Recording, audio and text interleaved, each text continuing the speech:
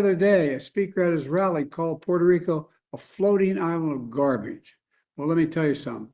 I don't know the Puerto Rican that I know, or Puerto Rico, where I'm in my home state of Delaware. They're good, decent, honorable people. The only garbage I see floating out there is his supporters. The Harris campaign is working to clean up Biden's recent comments, calling Trump supporters garbage. His words came in response to a comedian at a Trump rally in Madison Square Garden who insulted Puerto Rico. There's literally a floating island of garbage in the middle of the ocean right now.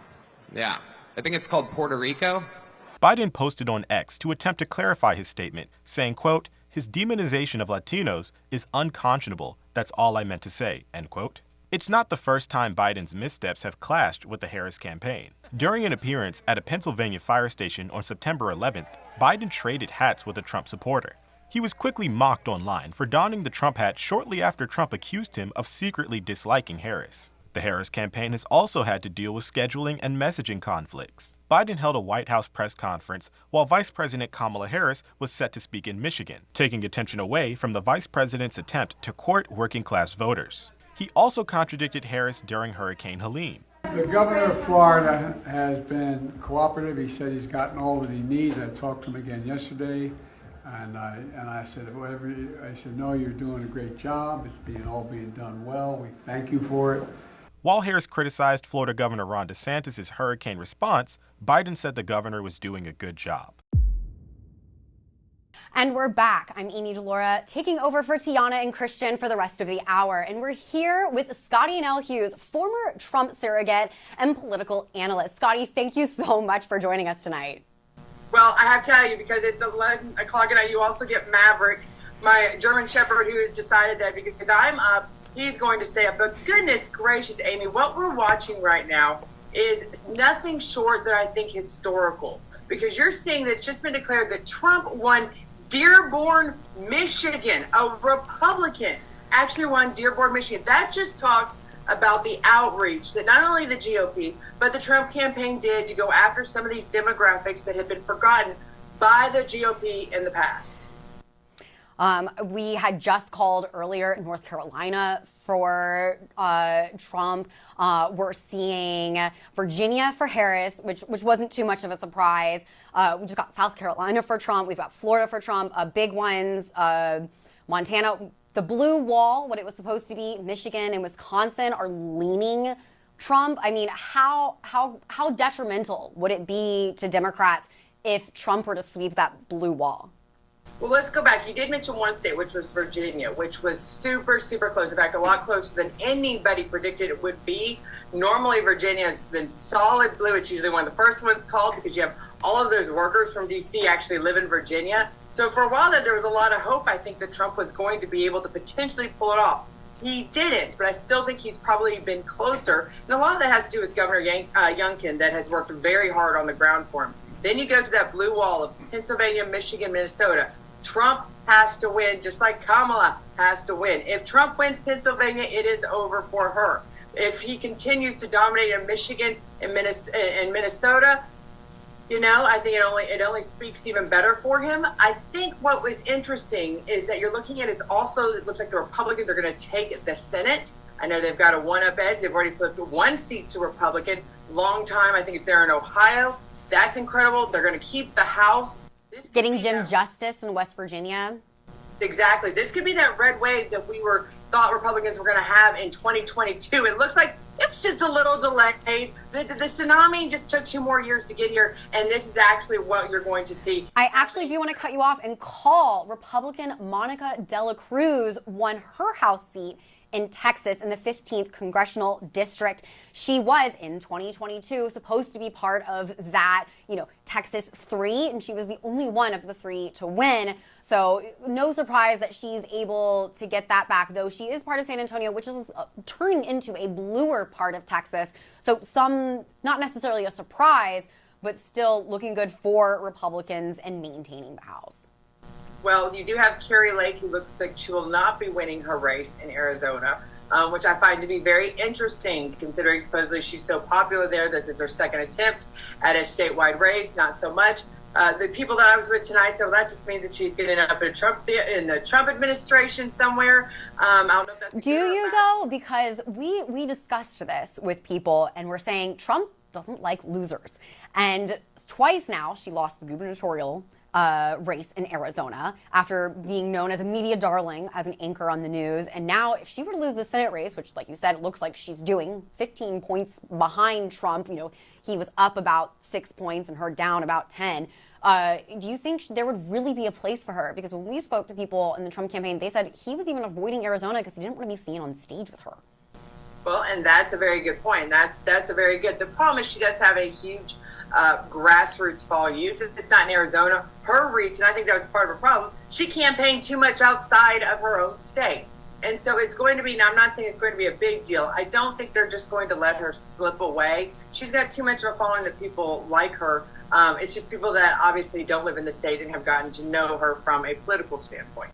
Absolutely. I actually ran into her quite a bit on the primary trail. In every room she walks into, even in Arizona, we went to the Prescott Valley rally in Arizona, and every room she walks into, the entire stadium cheers. She does have a massive fan base, but they just don't seem to be turning out in the polls for her.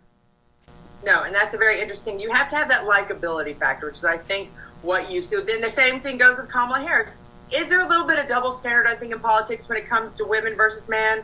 Yes, and we can debate that, and obviously Democrats are going to debate that down the road. Do I think that Kamala Harris lost if she loses this election because she was a woman? No, that doesn't necessarily play a role, but I do think that there is a double standard that women have to be not only liked, but they have to still seem strong and presentable, that they can hold their own in a room. It's a real fine line. Not many women in politics have been able to accomplish it without actually stepping over that line and going down that cliff. But I digress. Something that the Democrats are going to talk about from years on. I think it's interesting, Amy, is that we got a report out from an inside source that Joe Biden himself went to bed at 9:30 p.m. tonight. He turned the lights off. This was after Jill Biden today went to vote in an all-red suit, which, if you know politics, and I know you do, we talk about the subliminal messages that we send in politics. If you're a Republican on Election Day, you wear red.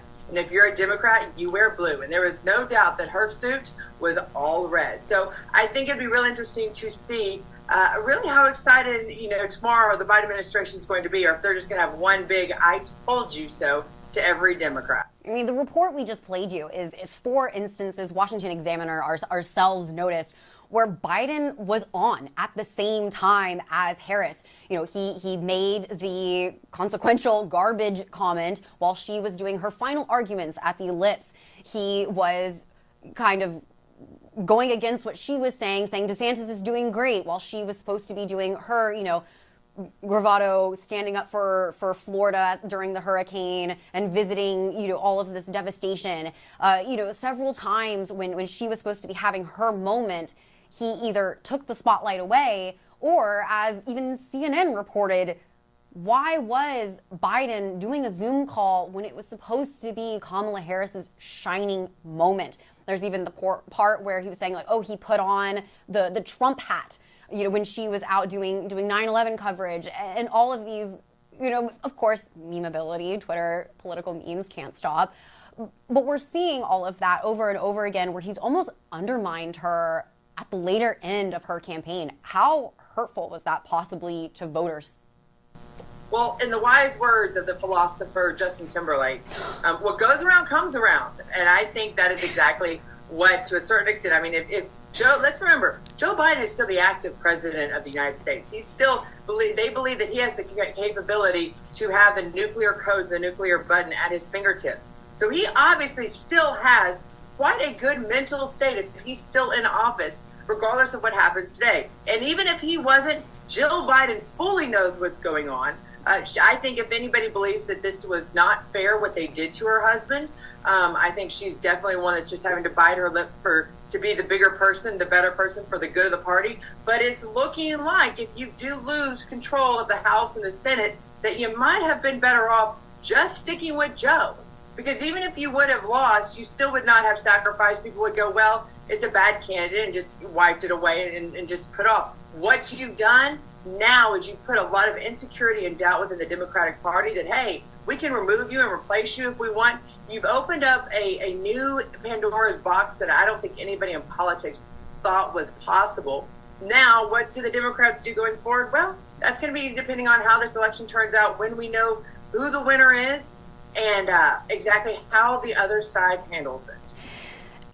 Now, one thing I definitely wanted to note is, you know, we're seeing a lot of voting issues in Pennsylvania. There's even some bomb threats we had one of our reporters talk about in Georgia.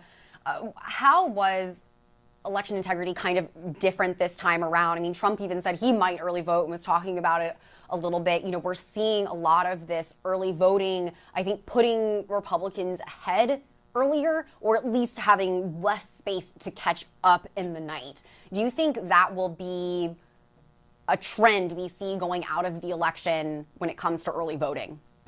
Absolutely. People have a lot of mistrust, unfortunately, for our elections. And until we actively try to do something to build that trust and genuine trust back into our electoral system, and that comes with both sides having the right type of conversations happening, you're going to see early voting, because people just don't believe what's going to happen the day of the election, whether it be a busted pipe at middle of the day that causes votes to have to be stopped, whether it be the bomb threats, whatever these issues are. I think it just leads to the credence. Now, most of the time, Republicans don't like to have such a long early voting period. And what's very important about it, I'm okay with early voting. It just needs to be standard and fair. What we saw in 2020 is you would find, especially in places like urban areas in Atlanta, you would have multiple open early voting sites in very urban, more Democrat-leaning areas that would last for long hours. And then out in the more rural areas, you'd only have one site. And it'd be only open for a few hours a day, because that's all that the county election commission could afford to staff it. That is the difference right there. So if we're going to keep with this early voting trend, we need to make it universal across the board in every state, making it fair for all voters, not just one demographic or another. That is a type of voter suppression, and I think something that will be addressed moving forward. And continuing on legacy, you know, I think if Trump loses this election, his legacy would be whether or not he should have toned down his rhetoric. And Kamala Harris's and the Democratic Party in general is, can we coordinate our candidates? Should Joe Biden have stepped down early? I think that is going to be a question a lot of people are going to be asking. What do you think will be the legacy left behind if either candidate wins or loses? Well, it depends on which one, like you said. They've got two different storylines to how they've gotten to this day. From a Joe Biden-Kamala Harris sort of relationship, I think it's not going to be anything like you would want a fairy tale to be. Even 10, 20 years ago, as we seem to do in politics today, we take people that 10 years ago, 15, 20 years ago, the party wanted nothing to do with, and all of a sudden, 20 years, it's like people forget and they crown them. Case in point, Liz Cheney. 20 years ago, obviously, the Democrats absolutely despised anybody with the Cheney last name. This time, they're the ones touting them on the campaign trail. Same thing with the Bushes and past names in the Republican Party. What you're going to see is, I think that people are going to recognize whatever happened between Joe Biden and the establishment, whoever decided that it was time to take him out, maybe it's Nancy Pelosi, you're going to hear the real story. But it's going to be a few years down the road, because Democrats are eventually just going to tell the story, whether it be for a Netflix series for the Obamas and make a few extra dollars, or maybe to send a message of, let's not do this again and not repeat ourselves in it. For Trump, this is the ultimate success is the best revenge story. That's exactly how I would look at this, because they've come after him for the last 4 years, his business, his personal life, his family.